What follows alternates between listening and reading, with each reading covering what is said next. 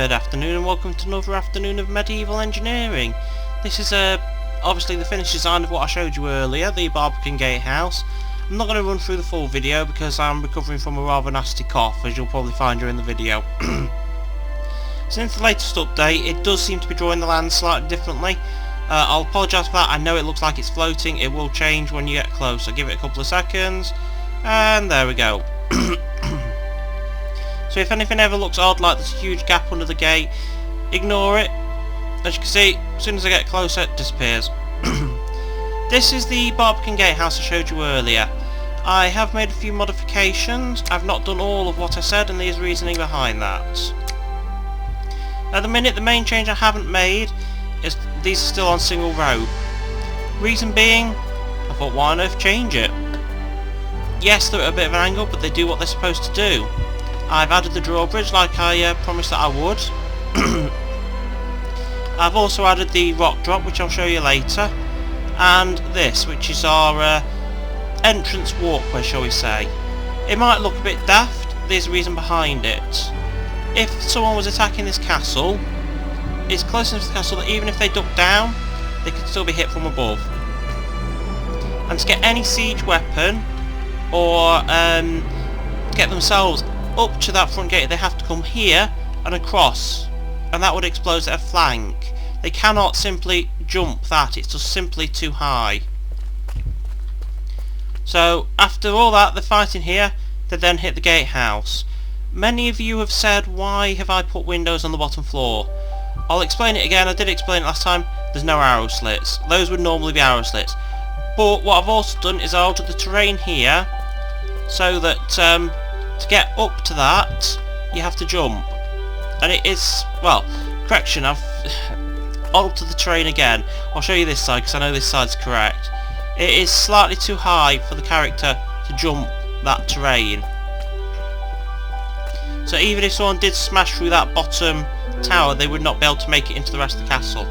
Right, I'm going to fly up and let's take an overlook of what I've added to the rest of the castle. First off, I'm going to drop the portcullises, simply because I don't like having them up. Why leave them up when you've got them? I mean, someone could just walk straight in at the end of the day. The drawbridge, we have the controls here. It's not perfect, as you can see, because you cannot get out to them. It's the overhang, but there is a reason that I have made this outhang here, and I'll show you that when we get back outside. The reason for the slight overhang on the drawbridge is it means that it comes up at a very slight angle. If you bring it straight up, it will not always release when you drop those ropes. It will quite often just hang there. We have the wooden drawbridge. I've put a slight wooden buffer on it here to catch the drawbridge, because if you let it just drop onto the ground, it does have a tendency to smash. As you can probably see, I've just realised I've left a tiny piece out just there. Typically, that's what I get for working on stuff when I'm not particularly well. The only other major addition, apart from the terrain, the front walk, and the drawbridge, is this. Oh, nice friendly rock drop. We have a set of stairs to wander up. I'm going to move this platform further around back as well, so that it can obviously be easier to reload. These pieces of wood on the top, it might look daft. There's a reason behind that, and that is I found that if I did not add these pieces of wood at the top, these rocks, rather than stacking up nicely like this, would jump out the top of the track, bounce over the top of there, and then drop about 2 floors straight down through there. As soon as they hit that wood, it was gone. The rear locking door, I've actually made a slightly bigger bar. I found that because of bugs in the physics engine, it would actually occasionally jump out of that locking block. You can see it's shifting there slightly anyway. So what we'll do is we'll raise that, and I'll come back and I'll finish showing you this drop. If I can get it to raise now, it's typically going to not do it. Let me just check I'm turning it the right way. No, I wasn't. But yeah, that's the locking bar. Nice simple mechanism. This bit, however, obviously I had to make a slight run. Reason being, when you drop these rocks, you do not want them hitting that, you do not want them hitting that, you do not want them hitting the drawbridge. What is the point in having a drawbridge if when you drop a rock it knocks all the mechanisms out and drops it for you? They do tend to stick in here slightly. I have noticed that since they've put the new mechanism. So let's trim that rope. Give them all a little nudge, shall we? Or not. There we go. As you can see, they drop down, clear of the thing, and they immediately drop on anything that would be in the way of the drawbridge. As you can see, obviously I've made a nice deep ditch here. Siege weaponry, you'd have to fill that in to be able to batter at the gate. You'd have to fill the moat in to be able to climb the wall. What I'm looking at doing next with this is one of two things, and that depends on your opinions really and what you'd like to see from it. The first option is to make this into the main fortified gatehouse and run some walls back, proper curtain walls with outrigging towers every so often, and turn this into a giant enclosed castle with a keep in the centre. The second option, and you'll have to pardon the landscape here, it honestly wasn't doing this when I built this a couple of days ago, it's just a new update. The other option is to remove these stairs and that end piece of wall. Yeah, and run these pieces of wall straight back into a keep. This would be a long walkway here, and you would change that stairs there, so it's a block there, and that walks down from there, start the wall coming out here. What you would be aiming at doing with that is make it so that even if someone gained the wall, to get into the keep they have to come back down to ground level and batter through yet another gate. It's good for defences, but you can't have a lot of auxiliary buildings inside it. And I think that will probably put a damper on that idea. However, I think it would be a good defensive system. I've had a lot of people as well saying that the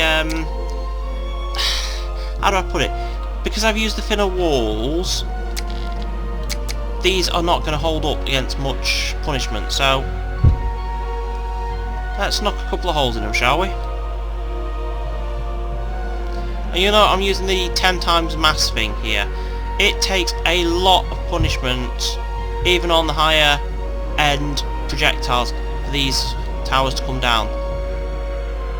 Obviously, I mean, I've just knocked a hole straight through it, I can't say anything about that. But because when I lower this moat properly, you will not be able to jump into it. You'd have to fill the moat in first, and even then, once you fill that moat in, yes, you can get onto this ground floor, yes, you can get up into this rubble, but as you can see, you cannot jump that rubble. And I think you'll probably find that the same will go for the other tower. Well, in this case, it's managed to keep the corridor intact, so yeah, that one you could get out of quite nicely. The other one, I think you'd be pretty much jammed in. However, again, if I change it to a keep design, that corridor's going. I'll have that room there entered from above. There'll be no access from the lower rooms directly into the castle. Obviously, we still have the other defences. We've got the Portcullis Guards there because I kept getting caught in them going up and down. And we've got our murder holes here.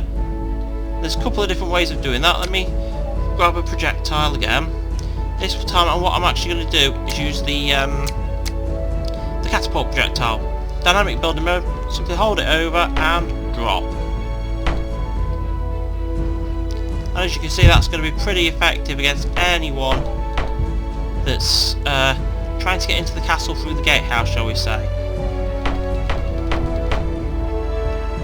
Obviously they've not dropped one on the wall there, it slid over. That's me being silly. But as you can see, even after plenty of punishment, it's still standing, it's still a strong entrance, and all the mechanisms are still working. I'll break the drawbridge obviously by dropping it this fast, but I can't be bothered to wind it up. But even so, even dropping the drawbridge that fast, you can see that it's still there, the portcullises are still there, and the main defences are intact. If you wanted to, you could reinforce these towers even more. Simply where these walls are here, the thinner walls at the back, line them up, extend these thicker walls inwards. There's no reason why you can't. But thanks for watching. If you have any suggestions, tell me, and I hope you've enjoyed yet another video.